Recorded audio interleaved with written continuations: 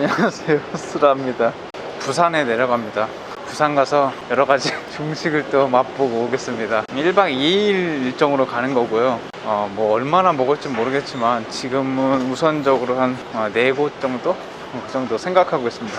부산으로 갑니다. 토요일 아침에 왔는데 비교적 한산한 공항입니다. 오늘 사람 정말 없네요. 요즘엔 특이한 과자들이 많이 나옵니다. 신기하네요. 샌드위치를 공항에서 샀습니다. 이런 거 잘 안 사 먹는데 지구를 사랑하는 건 아니고요. 싸서 샀어요. 그리고 드링킹 요구르트 하나 샀습니다. 배고파서 어쩔 수 없이 사 먹긴 했지만 맛이 상당히 짭니다.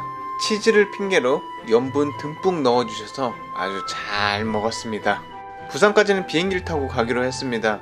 제가 자주 이용하는 제주항공입니다. 공항엔 사람이 별로 없어 보였는데 비행기 안은 꽉 찼네요. 다행히 제 옆자리는 공석이었습니다.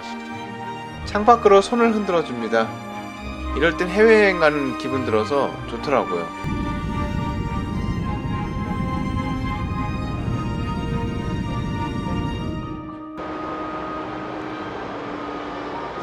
부산역에 도착했습니다. 저기가 제가 묵을 호텔입니다. 토우요코인이라고 일본 쪽 호텔 체인이에요. 근데 제가 일본 출장 갈 때 많이 가는 곳이고, 부산 와서 가장 처음에 갈 곳은 부산 중앙역 근처에 있는 화곡반점입니다.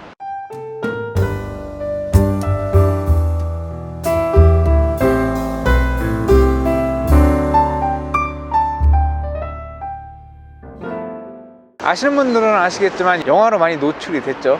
그래서 유명한 거는 범죄와의 전쟁, 그리고 공조, 그리고 신세계. 화곡반점의 내부 모습입니다. 방문하기 전에 예습 차원에서 신세계를 한 번 더 보고 왔는데 실제로 보니 신기하네요. 생각보다 넓습니다.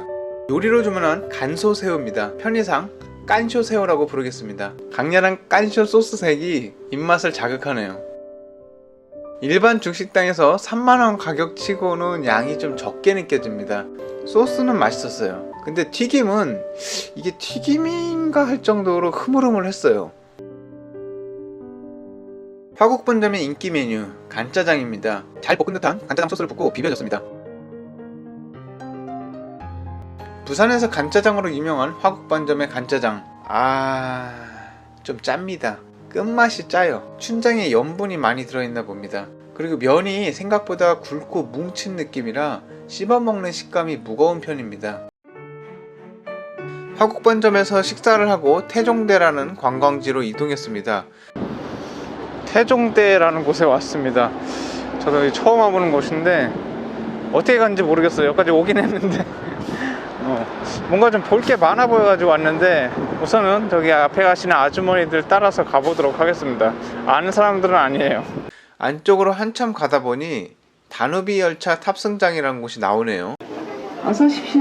성인 한 명이요. 네, 3,000원 결제합니다. 25회차는 50분 뒤에 온다고 하네요. 여기 구조가 왠지 그 다누비 열차를 저쪽 매표소에서 구매하고 시간이 어정쩡하게 30분에서 50분 남거든요. 요 카페테리아 요런 데서 삼진어묵 이쪽에서 구매를 먹을 수밖에 없는 구조를 만들어 놨어. 50분을 여기서 뭐 하고 있죠? 할 게 따로 없어서 매점 구경이나 하고 있었습니다. 구구콘 스트로베리는 처음 봤네. 야 이거는 요거 하나 먹어봐야겠네. 이거 한정판인가? 딸기와 치즈케이크 맛이 들어간 아이스크림 콘인데 맛은 예상을 뛰어넘진 않더라고요. 새로운 곳을 먹어봤다는 경험치를 얻고 갑니다.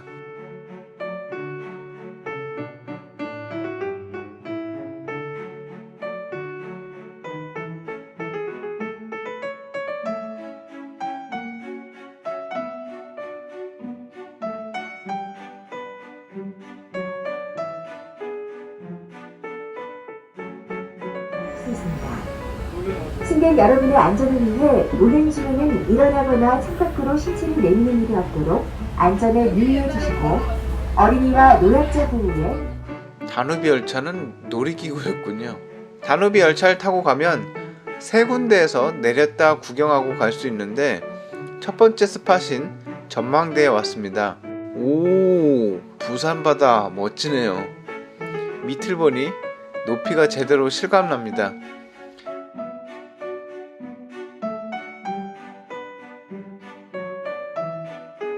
부산 관광지에 가끔 보이는 모자상입니다. 생명의 소중함을 알리는 조각상인데 엄마라기보다는 아버지 얼굴 같은데요. 두 번째 코스는 등대입니다. 근데 밑으로 많이 내려가야 될 것 같아서 패스했습니다. 세 번째 코스는 태종사입니다. 안쪽에 있는 절로 가는 건가 봐요. 군데군데 예쁘게 핀 수국을 볼 수 있었습니다. 태종사에 있는 대웅전에서 부처님도 보고요. 작은 불상이 엄청 많이 모셔진 곳도 있었습니다. 재밌네요. 태종사 구경 마치고 다시 부산역으로 와서 호텔 체크인을 했습니다. 일본 출장 갈 때 자주 이용하는 호텔 체인입니다. 한국도 꽤 깔끔하게 잘 해놨네요. 호텔 오면서 편의점에서 코카콜라 큰 거 하나 사왔는데 엄청 싸게 팔고 있네요. 일본보다 더 싸게 팝니다. 분위기는 일본하고 완전 똑같네요. 근데 내 방은 어디야? 여기다. 여기입니다. 제 방입니다. 와, 완전 일본하고 똑같아. 일본 거라서 일본에 온 느낌. 매번 일본에서 이렇게 써가지고 야, 완전 일본에 온 느낌인데. 근데 일본은 동경 기준으로 거의 가격이 2배 가까이 되거든요. 요즘 동경이 많이 올라가지고 근데 일본 거보다 조금 더 넓은 것 같아, 한국에. 야, 이 이불 요 모양까지도 똑같네. 직원분들도 되게 친절해요. 화장실 욕조 있고 갖춰질 거 다 갖춰져서 샤워하고 재충전 한 다음에, 일본에는 없는 서비스. 물도 한 통 줍니다. 일본에서는 물 하나 안 주거든요. 알아서 사 먹는 건데 여기 물 있는데 누가 두고 간 건 아니겠지? 확인해 봐야겠다. 집 내려놓고 숙소에서 50분 정도 떨어진 개금시장에 갔습니다. 여기 안쪽에 밀면 괜찮게 한다는 집이 있다고 하네요. 꽤 오래된 곳이고 인기 있는 밀면집이라고 해서 찾아왔습니다. 밀면은 처음 먹어보는데 맛보면 뭐 원조인지 아닌지 알 수 있지 않을까요?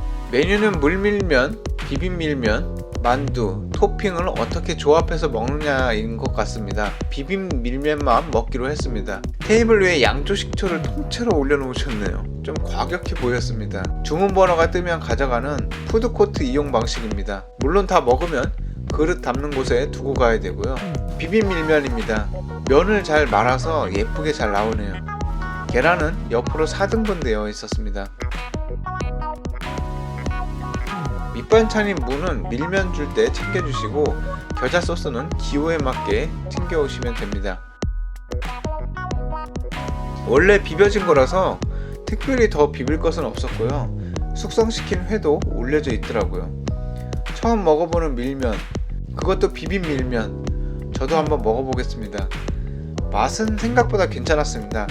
냉면이랑 거의 같은 구성인데 면이 많이 차이나서 냉면 먹는 식감하고는 많이 다르더라고요. 면이 굵고 냉면 면발을 몇 배는 먹는 느낌입니다. 질긴 듯 질기지 않아서 무게감과 땡땡함이 동시에 느껴집니다. 항상 부산 밀면 먹는 거 무슨 맛인지 궁금했는데 이 집 밀면 하나 가지고 모든 밀면을 일반화 시킬 수는 없겠지만 대략 이런 느낌이군요. 익숙하진 않지만 맛은 괜찮습니다. 매콤함의 강도가 있는 편이어서 조금 맵지만 맛있습니다. 냉면과는 다른 이 느낌, 나쁘지 않아요. 밀면은 뜨겁게 먹는 건 줄 알았는데 그것도 아닌가 봐요. 좀 강렬한 매운맛에 사이드 메뉴였던 만두가 왜 있었는지 알 것 같습니다. 처음 먹어본 부산 밀면, 맛있게 배불리 잘 먹고 나왔습니다. 괜찮네요. 밀면을 좀 맵게 먹은 느낌이 있어서 돌아오는 길에 빙수가 먹고 싶어졌습니다. 빵집에서 팔까? 하고서 부산 유명 빵집을 검색해 봤는데 이름이 귀여워서 여기부터 와봤어요. 여기 대표 메뉴는 크로우즌이라는 건데 옥수수가 들어간 고소한 빵이라고 합니다. 빙수는 없어서 그냥 나왔어요. 걷다 보니 롯데몰 간판을 한 롯데백화점이 보여서 들러봤습니다. 확실히 백화점이다 보니 지하 1층에 유명 빵집이 많이 몰려 있더라고요. BNC부터 가봤습니다. 여기도 부산에서 유명한 빵집이라고 하더라고요. BYC 아니고 BNC입니다. BNC의 대표 메뉴는 파이만두입니다. 언론에서도 많이 노출된 것 같더라고요. 우선 치퐁만두랑 하나씩 사기로 했고요. 조금 더 돌아보니 부산의 대표 빵집 옵스도 보이네요. 부산에서는 다 안다는 빵집 체인입니다. 슈크림 하나 사고요. 애플파이는 필요 없이 크고 비싼 느낌이라 패스. 이것도 애플파이 먹는 거랑 다름없어서 패스했어요. 이거 귀엽네요. 이거 3개 담았습니다. 부산 대표 베이커리답게 상품화가 아주 잘 되어 있었습니다. 부산 넘어 다른 지역까지 진출한 이유를 어느 정도는 알 것 같았습니다. 안녕하세요, 수라입니다. 부산에 나와 있습니다. 지금은 장성향에 가고 있습니다. 그 올드보이 아시죠?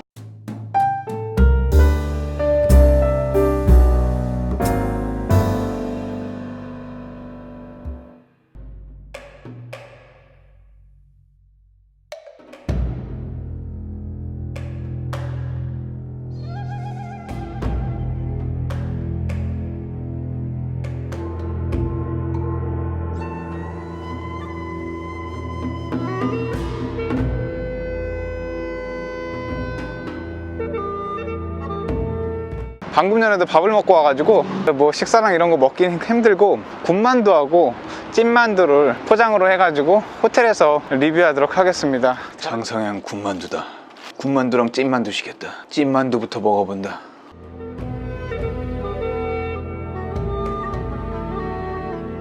찐만두인데 육즙이 느껴진다. 고기 씹는 맛도 제법이다. 맛있다.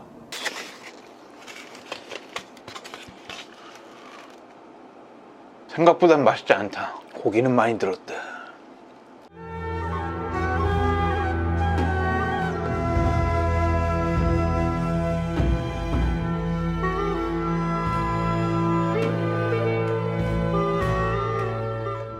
근데 충분히 먹어볼 만한 군만두다. 이게 찐만두, 이게 군만두. 6개 7,000원, 5개 7,000원. 찐만두는 아직 남아있는데 군만두는 육즙이 좀 빠졌다. 하지만 괜찮다. 저만의 올드보이 촬영하느라고 일부러 포장해서 호텔로 갖고 왔습니다. 맛있어요. 만두 괜찮아요.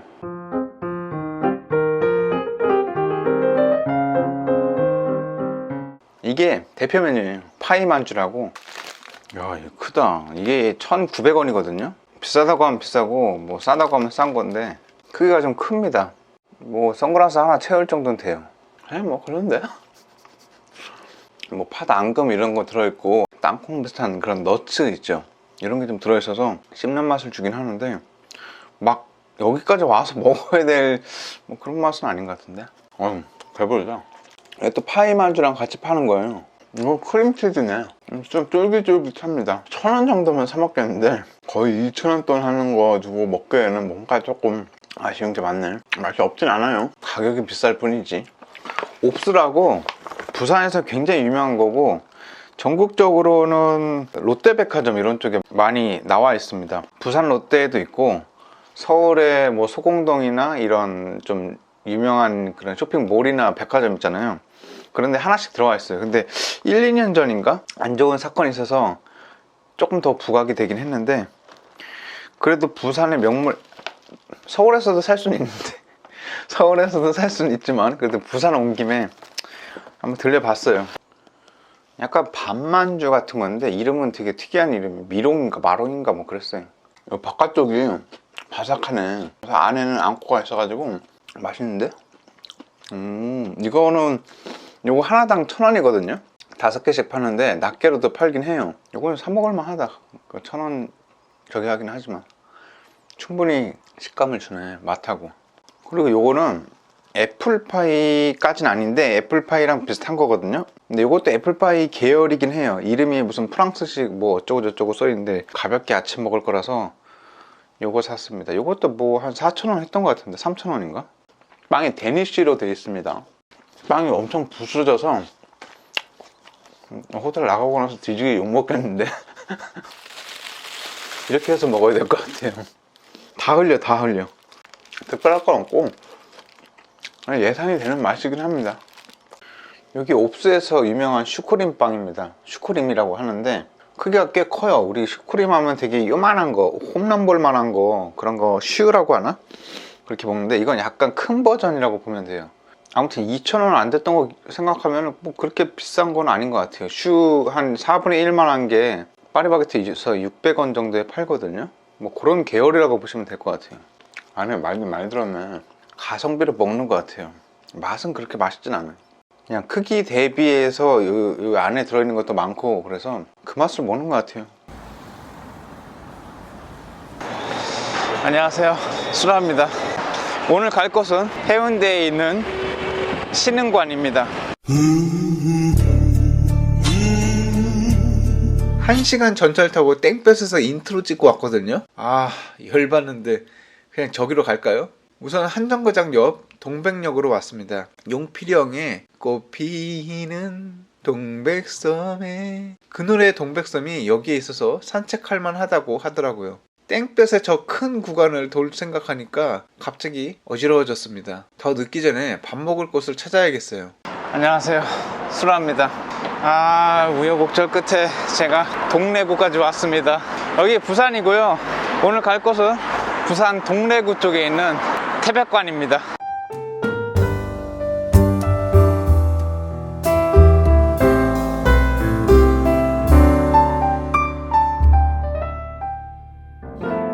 (1978년에) 오픈을 했습니다. 한 44년 정도 된 거죠. 양이 엄청나게 많고요. 탕수육이 그냥 탕수육 먹으라는 듯이 이렇게 써 있습니다.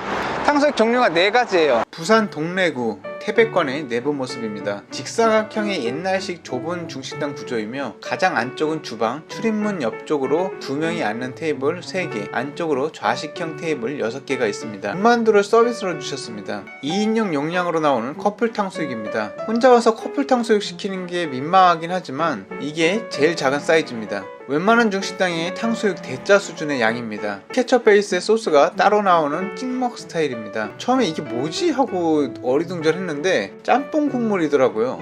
볶음밥의 짬뽕 국물은 봤어도 탕수육의 짬뽕 국물은 처음 봅니다. 약간 매운탕 맛이 나는 짬뽕이라 나름 반갑더라고요. 맛있었어요. 탕수육은 튀김을 더 강조해서 만드시는 듯 했습니다. 바삭한 탕수육인데 튀김의 식감이 강해서 딱딱한 편입니다. 시간이 지나면서 탕수육 튀김의 기름기는 더 잘 느껴졌고 튀김의 강도는 더 굳어져서 점점 턱이 아프기 시작했습니다. 정말 열심히 계속 먹었는데 아직도 이렇게 많이 남았더라고요. 탕수육 튀김을 먹다가 느끼하거나 많이 딱딱해지면 소스에 찍어 먹고 그것도 물리면 매콤한 짬뽕 국물로 개운하게 입가심하라는 뜻으로 내주신 거 아닌가 싶더라고요. 태백관에서 엄청 먹고 관광지를 찾아갑니다. 버스 타고 2시간 가까이 가야 돼요. 앞에 있는 할아버지, 그분이 오신 것 같네요. 부산이 크긴 큰가 봐요. 버스 타고 1시간 반 정도 갔을까요? 드디어 도착한 해동 용궁사. 근데 용궁 해물 쟁반짜장이 용궁사가 아니죠. 용궁사 해물짜장 먹으러 온 거 아니에요. 한 20분 걸었습니다. 도착한 게 아니네요. 또 15분 걸어갔습니다. 용궁사는 안 보이고 주차장만 나오네요. 또 7분을 걸었습니다. 이제 좀 그럴싸하게 나오긴 했는데 아직 아니더라고요. 도대체 용궁사 어디 있는 건가요? 왜 안 나와요? 동물띠들의 조각상들이 보입니다. 멋있네요. 제주도의 도라르방은 여기 왜 있는지 모르겠네. 이제 해동 용궁사 나옵니다. 버스 정류장에서 내려 체감상 거의 40분은 걸어온 것 같습니다. 여기도 생명의 소중함을 알리는 모자상이 있는데 여긴 그래도 어머니 얼굴 같네요. 진짜 용궁사 들어갑니다.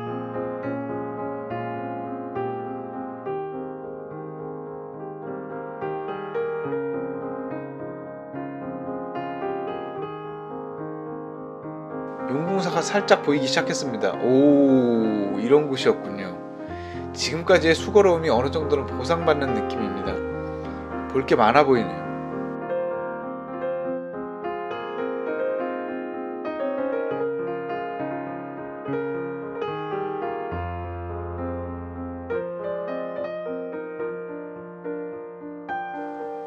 저건 뭐죠? 오, 언제 만들어 놓은 건지 모르겠지만 굉장히 멋져 보이네요.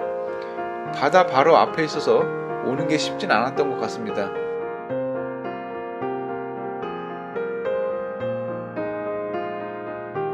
직접 이렇게 눈앞에서 바다를 보고 있으니 기분이 좋아지네요.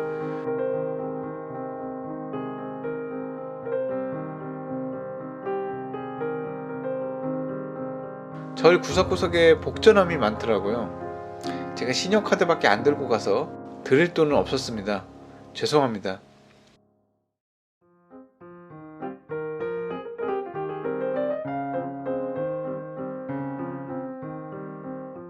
행운의 동전점으로 사람들을 유혹하고 있더라고요. 절에 들어가는 문에는 사천왕 대신 문지기 조각이 있었습니다. 이것도 멋지네요. 돌과 돌 사이에 이런 미니 어처들도 귀여웠고요. 볼만한 게 많은 사찰입니다. 맨 위까지 올라가는 돌계단도 올라가 봤습니다.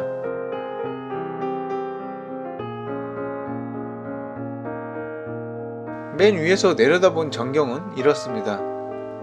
여기까지 올라올 만 하네요.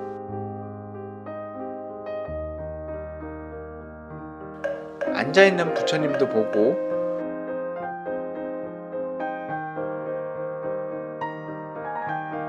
누워 계신 부처님도 만나 뵙고 왔습니다.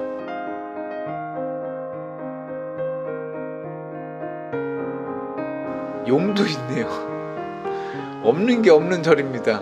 멀고 힘들었지만 가보길 잘한 것 같습니다. 또 1시간 반을 타고 부산역으로 돌아왔습니다. 오늘 저녁에 돌아가야 되거든요. 가기 전에 저녁 먹고 가야죠. 부산 차이나타운에 있는 중식당을 하나 더 들려보도록 하겠습니다. 오늘 갈 곳은 홍성방입니다.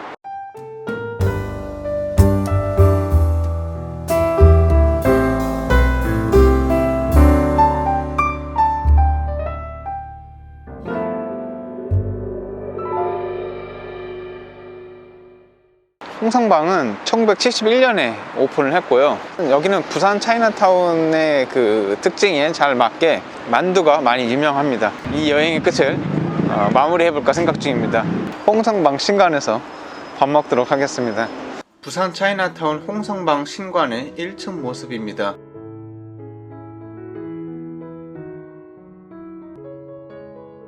군만두입니다. 크기는 보통 만두 크기로 8개 나와요.